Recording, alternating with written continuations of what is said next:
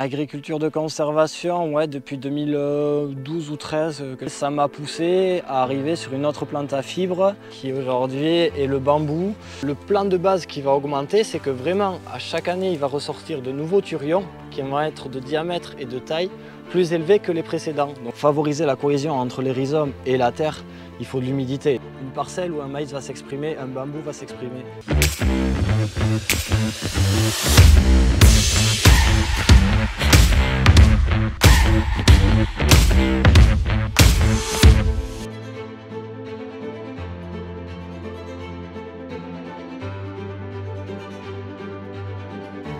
Bon alors aujourd'hui je suis avec Jordan, salut, ça va? Salut Thierry, ça va et toi? Bon, t'es pas sur TikTok là pour l'instant, on en parlera un petit peu après, ouais. Mais t'es agriculteur où ici? Donc ici on est dans les Landes. Les Landes, Miramont-Sansac, l'une des dernières communes au sud des Landes, limite Gers et Pyrénées-Atlantiques. Le sud. Le sud, mais on est du bon côté parce qu'on est du côté des Landes. D'accord, encore des guéguerres de région. C'est ça. Bon, t'es agriculteur, ouais. C'est quoi tes productions? Nous à la base on est éleveur-gaveur, on va bientôt dire en été, non je rigole, mais on est éleveur-gaveur et on a une centaine d'hectares en culture pour faire notre alimentation, notre farine de gavage. Donc on avait vraiment quelque chose bâti autour de ça. On est organisme stockeur. Voilà, on fait pas mal de choses et aujourd'hui les différentes grippes aviaires font que on n'avait pas de culture de rente parce que tout le maïs, tout ça a été consommé et aujourd'hui il faudrait que ça le devienne, mais comme culture de rente, j'avais envie de chercher autre chose. Donc ça nous a forcé à se diversifier sur des cultures un peu atypiques, quoi. Après, tu es en agriculture de conservation, tu as évolué. J'allais dire, bon, toi, tu te dis le modèle des parents, malheureusement, il ne va pas perdurer éternellement. Il va falloir bouger. Alors ici, on est entre autres, on voit, il y a de l'interrang. On va parler de la production juste après. Tu as fait du fauchage. Ouais. Voilà. Dans tes recherches, comment tu as avancé un petit peu dans ce que tu voulais faire? Agriculture de conservation, ouais, depuis 2012 ou 13, quelque chose comme ça, parce que je comprenais pas trop ce que je faisais quand je travaillais mes terres. Mettre un fumier pour le retourner à 20 cm, mettre ma graine en surface, je me disais cet écart, le temps que ça le capte, voilà, je comprenais plus trop ce que je faisais. Donc j'avais pris plaisir à développer un peu toute cette partie agriculture de conservation, les couverts, tout ça. Aujourd'hui, je vais pas dire que j'en ai fait le tour, mais faire quelque chose de classique tous les ans, ressemer mon maïs, bon voilà, aujourd'hui j'ai perdu un peu l'amour de ce métier-là. Et j'avais entrepris la culture de miscanthus pour de l'usage perso, pour de la litière en interne, mais aussi pour du paillage horticole, des choses comme ça un peu en extérieur. Et en fait, ces plantes à fibres m'ont plu. Et ça m'a poussé à arriver sur une autre plante à fibres. On va aller voir. Qui aujourd'hui est le bambou, que j'avais pu voir au travers d'une société italienne. Et j'étais allé les rencontrer là-bas. Malheureusement, les réponses qu'ils m'ont apportées sur quelques interrogations que j'avais ne m'ont pas satisfaite. Donc j'avais pris le pari de démarrer une aventure avec une société française qui était, je trouve, plus proche de la réalité et de ce que j'attendais en tant qu'agriculteur, en tant qu'investisseur. Et voilà, donc je voulais être plus accompagné, sentir plus de sécurité autour de cette production-là. Et c'est quelque chose que j'avais trouvé au sein d'Horizom. Donc voilà, aujourd'hui on est parcelle XP pour eux, on est les premiers à avoir planté, donc voilà comment on est arrivé. Tu me présentes la culture? Allez. Là tu regardes quoi là? Donc là on voit que le pied-mère à la base était ici, et que déjà en première année, et ça c'était assez impressionnant à voir, on a nos rhizomes qui ont déjà couru et qui commencent à se relever plus loin. Et ça, c'est rare de l'avoir en première année, donc on voit qu'ils se plaisent quand même bien sur place. Et en fait, normalement, la première année, le pied-mère pousse sur place et il va commencer à courir qu'en seconde année. En fait, c'est pas le plan de base qui va augmenter, c'est que vraiment, à chaque année, il va ressortir de nouveaux turions qui vont être de diamètre et de taille plus élevés que les précédents. Donc ça va courir, et plus ça va courir, plus ça va monter et ça va être de diamètre important. Donc notre pied-mère va rester de cette taille-là. C'est vraiment les prochaines les prochaines chaumes qui vont être plus grosses et donc on arrivera en 7 ou 8e année à une plantation mature avec un diamètre et une hauteur qui n'évoluera plus. Donc chaque chaume qui sortiront auront vraiment leur diamètre et leur hauteur définitive. Donc en fait j'ai fait ça, comme ça va coloniser les parcelles des voisins et je vais pouvoir les racheter. Non, c'est pas vrai. On sait gérer un bambou et on sait le détruire si jamais on venait à voir que dans 10 ans, notre plantation n'était pas rentable et que ça ne se passe pas comme on veut. On sait qu'en fait, pour détruire un bambou, il faut le couper à ras et à chaque fois qu'il va ressortir des pousses, il faut couper les pousses avant qu'elles photosynthétisent parce que tout simplement, dès qu'il y a photosynthèse, on vient alimenter le rhizome, donc le rhizome vit.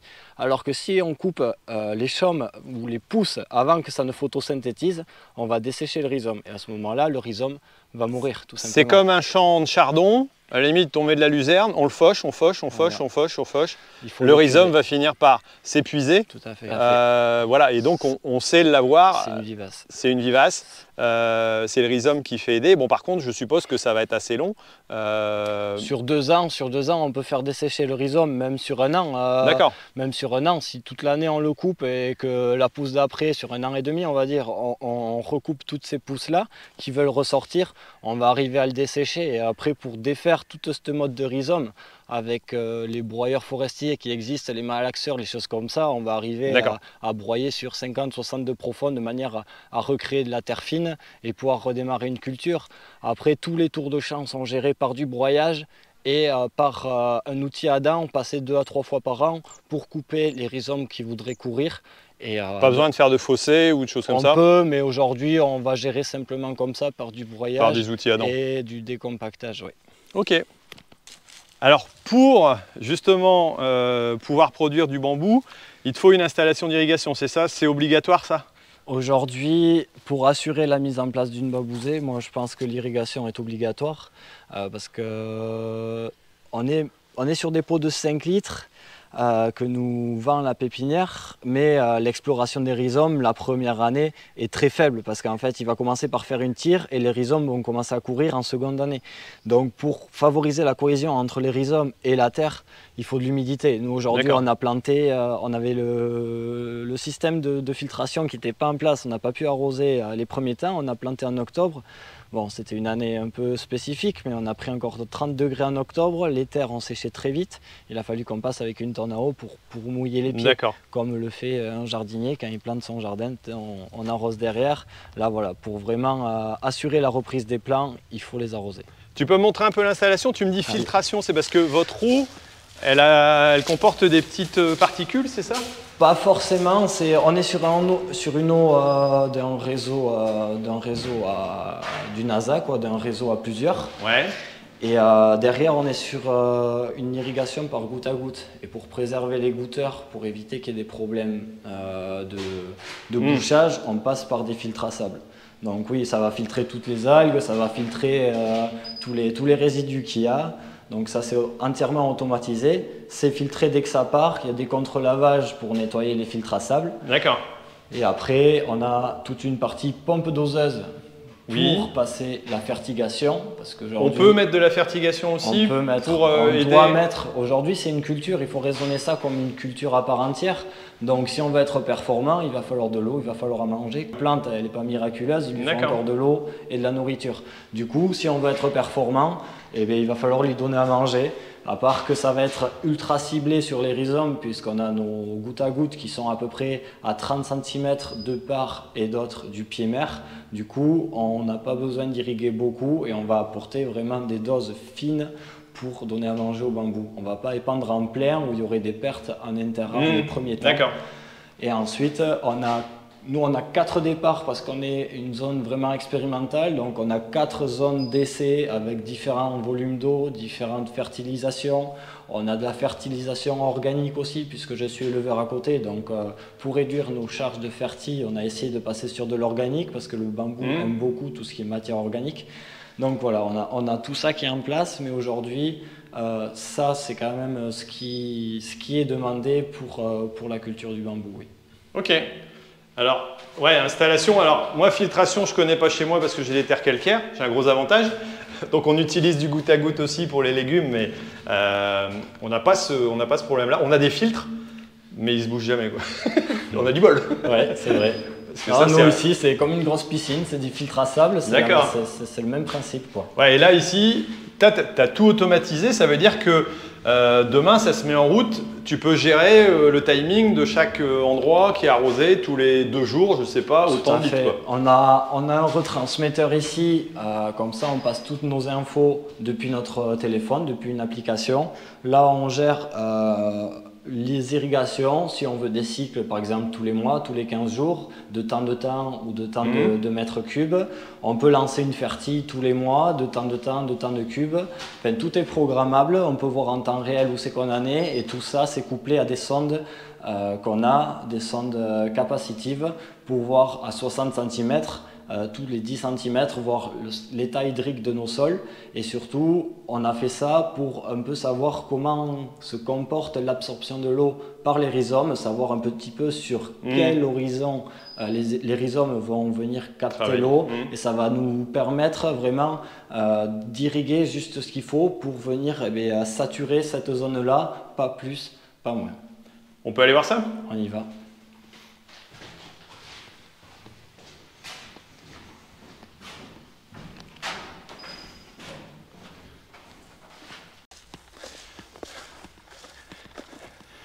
J'ai l'impression, Jordan, que c'est quand même hyper technique de pouvoir étudier ça. Enfin, c'est parce que vous êtes aussi un petit peu parcelle d'essai pour mise en route, quoi. Alors, c'est pas le phare d'Alexandrie qu'on a ici, mais c'est une sonde capacitive.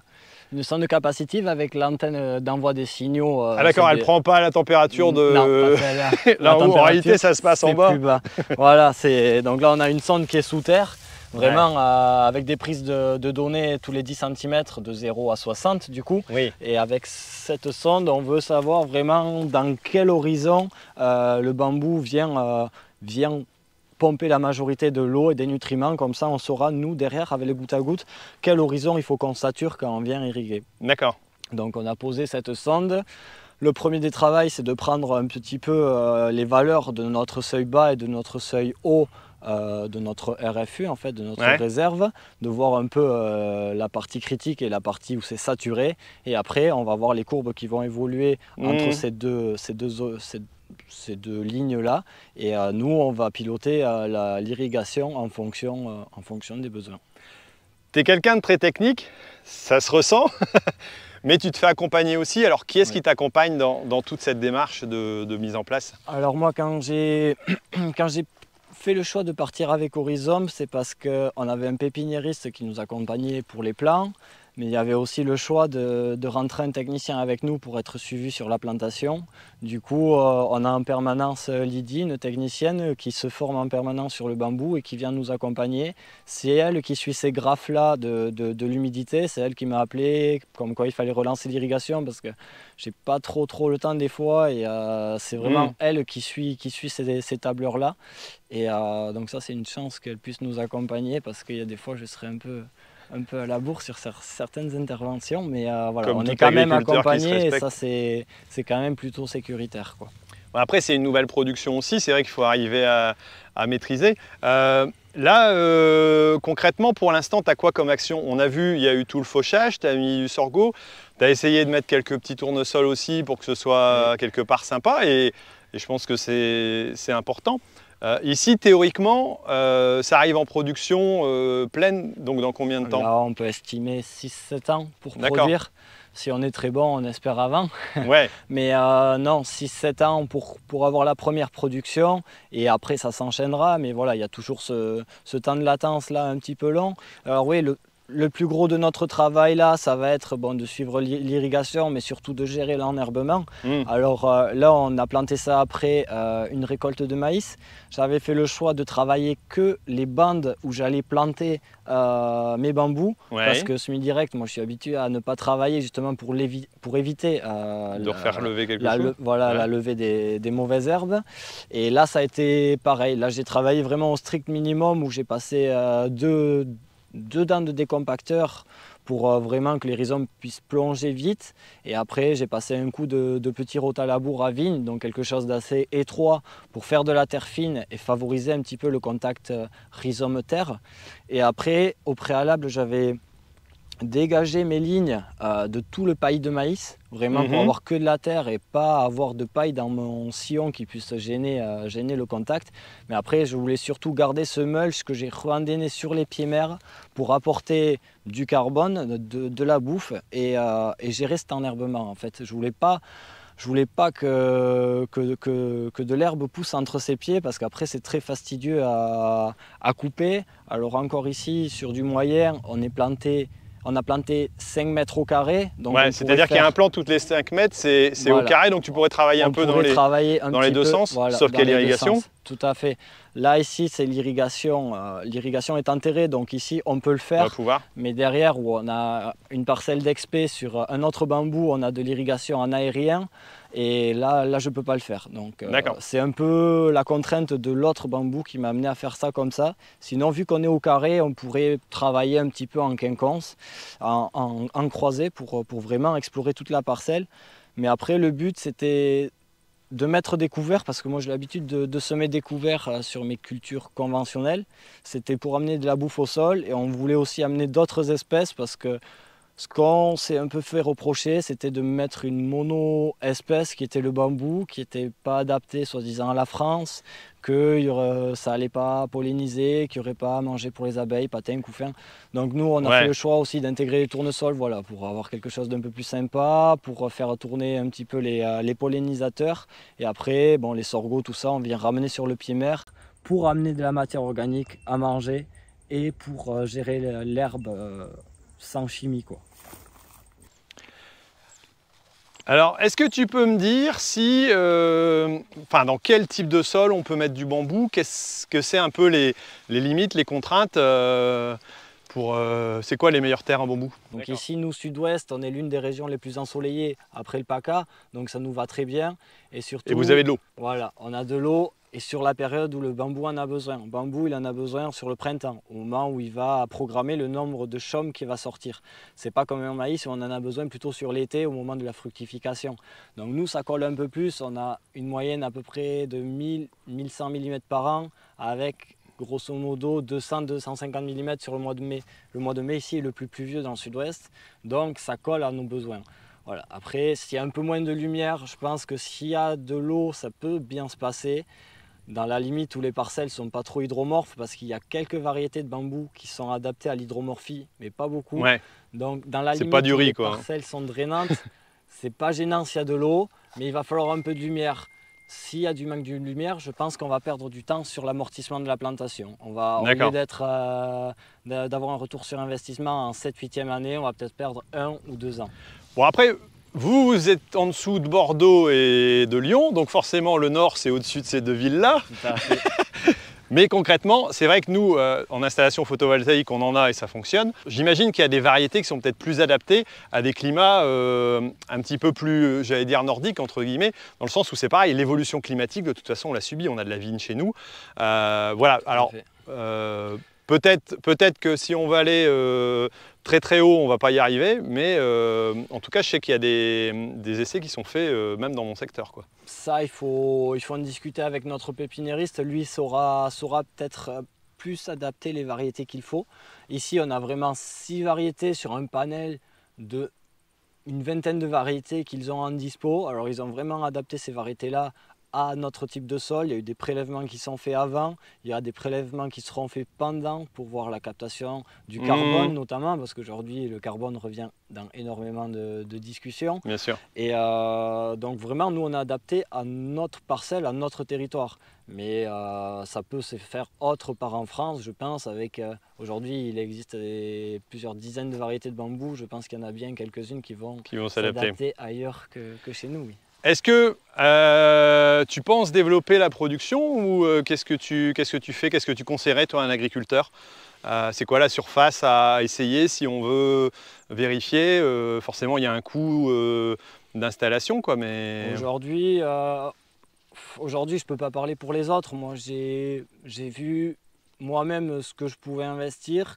quelle parcelle j'avais de dispo. Tu as combien de surface là, ici? Ici, on a 5 hectares, mais on a 5 hectares parce que, voilà, parce que la parcelle était faite comme ça. Comme on est parcelle pilote, il fallait quand même un peu de surface pour avoir des bandes vraiment représentatives de chaque essai qu'on met en place aussi.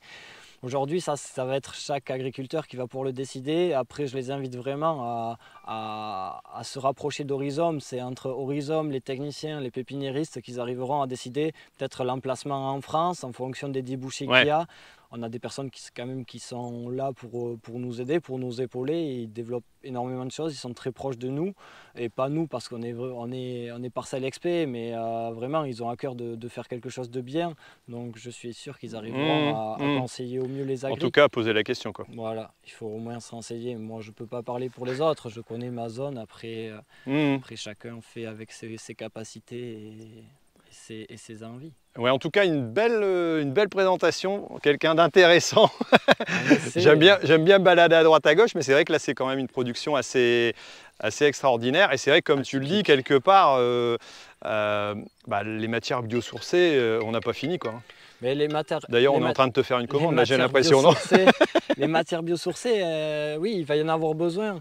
Mais en fait, moi, je suis parti du principe où j'ai envie de faire une production qui va correspondre à une demande. Aujourd'hui, il y a une demande, il y a une attente sociétale. Là, on a vraiment la juste dose au bon endroit. On est limité en phyto, parce que là, il y a vraiment zéro phyto, il n'y a que de l'engrais minéral ou organique. Donc, on est vraiment light en phyto. L'attente, elle est là, elle est à capter du carbone, elle est à arrêter le glypho, arrêter l'irrigation. Il faut tout arrêter, mais il faut produire encore. Donc, moi, j'ai vu au travers du bambou quelque chose qui pouvait produire, qui était vivace et qui pouvait bien se développer avec une quantité moindre d'intrants, j'ai envie de dire. Ok.